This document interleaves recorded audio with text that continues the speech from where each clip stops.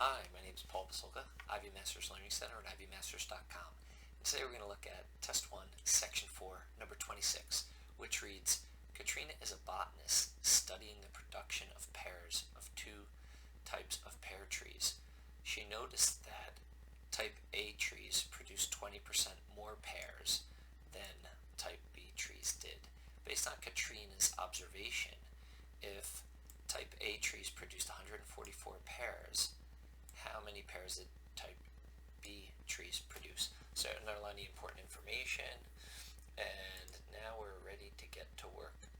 One thing that's really helpful for you guys to do here is you've got to know, I've discussed this in other videos, percent increase and percent decrease, how to do it in one step.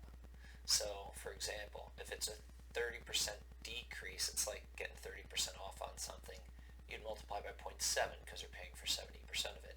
If it's 30% increase, you'd multiply by 1.3 because you add 1 to the decimal equivalent of the percent. Okay, so if we apply that here, this actually, when you have a word problem, typically it will run exactly as it's stated. We're going to look at this logically in two different ways. So type A trees, I'm going to designate A for type A trees.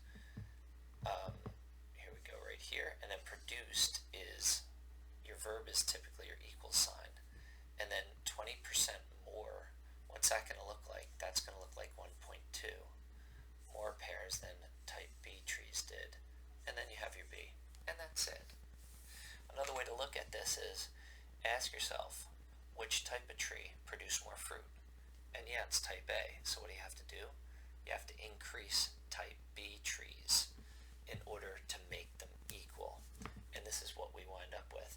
And then if type A trees produced 144 pairs, in place of A, you put 144 equals 1.2B, and then divide both sides by 1.2.